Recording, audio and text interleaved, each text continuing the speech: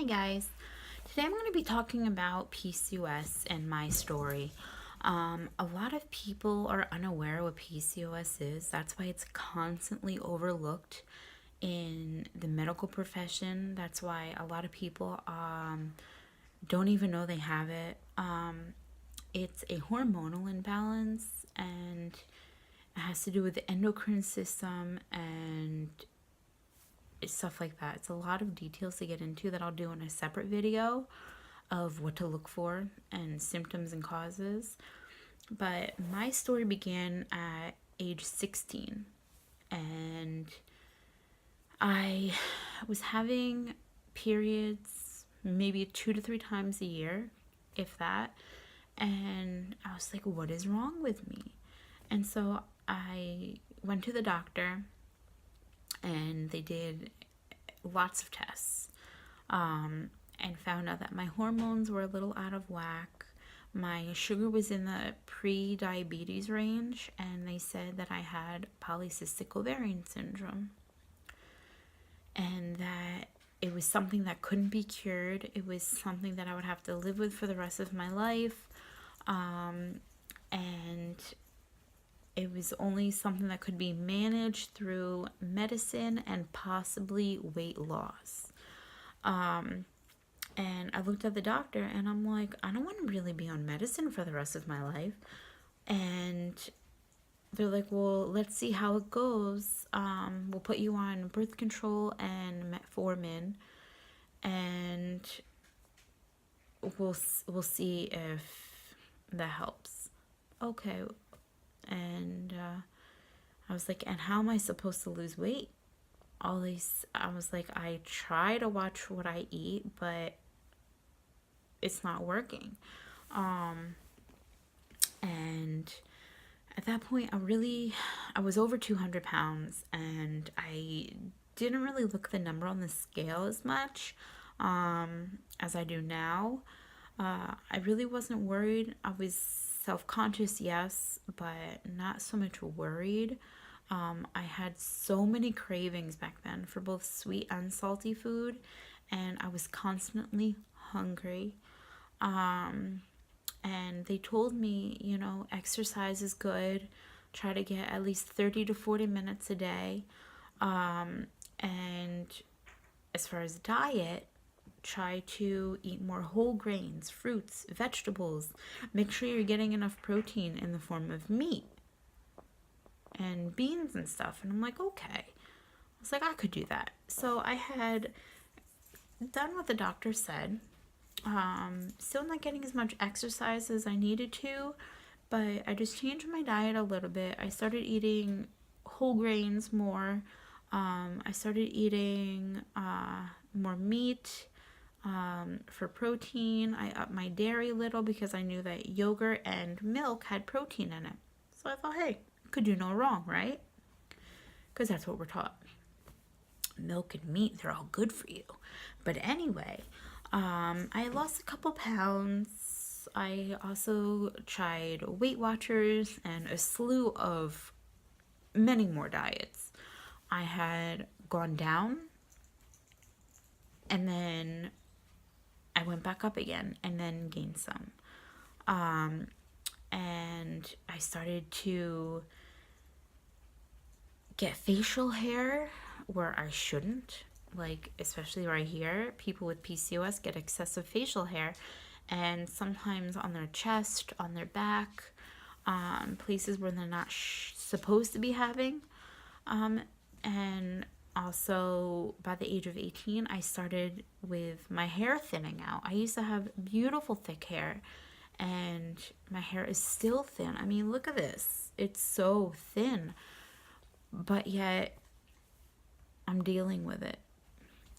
It's something you have to deal with. And my whole life I've been trying to diet and exercise and doing research about this whole hormonal issue that I had. And I've learned a lot about it that the doctor never told me, such as it can cause infertility. And I was I was so upset over that because I've always wanted children.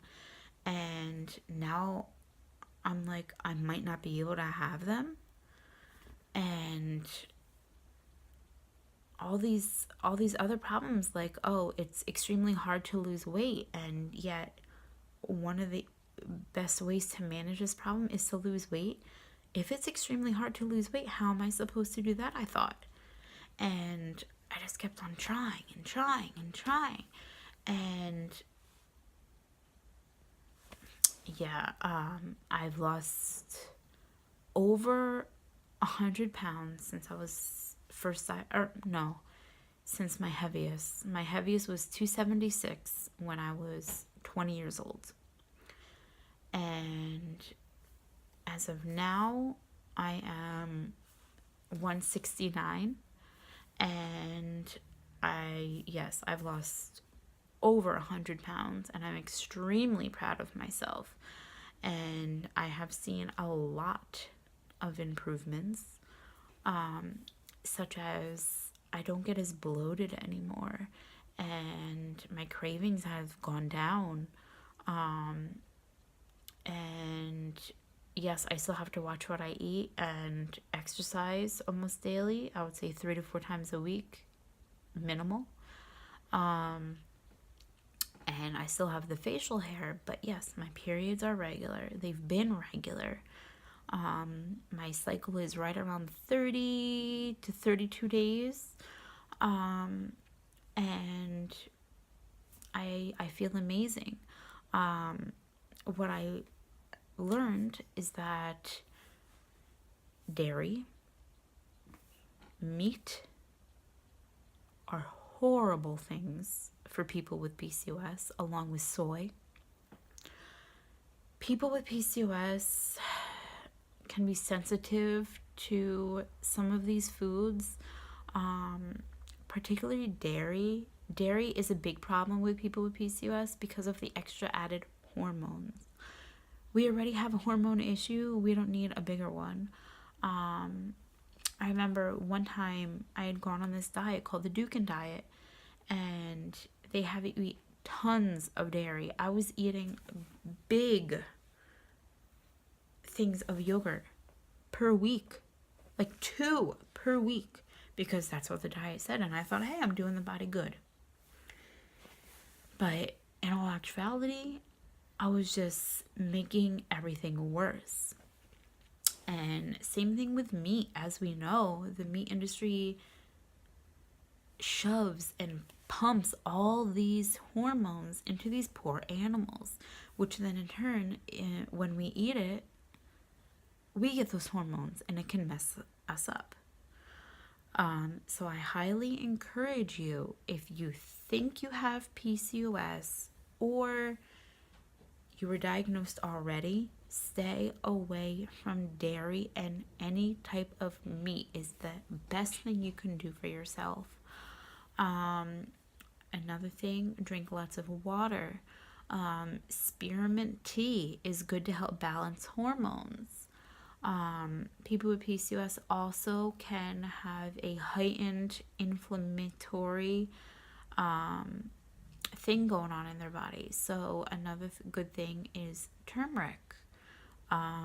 Staying away from breads and processed foods such as cereal, soups, cakes, cookies, everything like that, that has added sugar, that has a lots of flour in it. I'm not saying you can't have it, guys, but for me, I limit it. I have it maybe 2-3 times a year, if that. And if I do have it, I try, say if I had it this month, I won't have it next month if possible. If I do, a very small portion, because I know how that can affect my body. I can become gassy, I can become bloated, I'm not going to feel good, brain fog. It just all has to do with how your body works and how you feel about your body. But anyway, what I found for me is to stay away from processed foods, to eat more fruits and vegetables, especially vegetables. They're so good for you. Up your water intake to at least 2+ liters a day. Make sure you are getting enough protein, but from the right sources, such as beans. Lots of other foods have lots of protein that you can get besides from dairy and meat. Another thing that helped me was going vegan. Going vegan helped me out so much. It helped me not be as gassy, helped me not be bloated.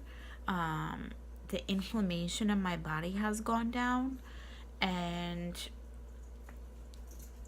I honestly can't tell if my hormones are more stable now, but I believe they are. The doctors say that being that I have pelvic pain around my period, they believe I'm ovulating now. My periods, like I said, are totally regular, and it's helping me lose weight as well.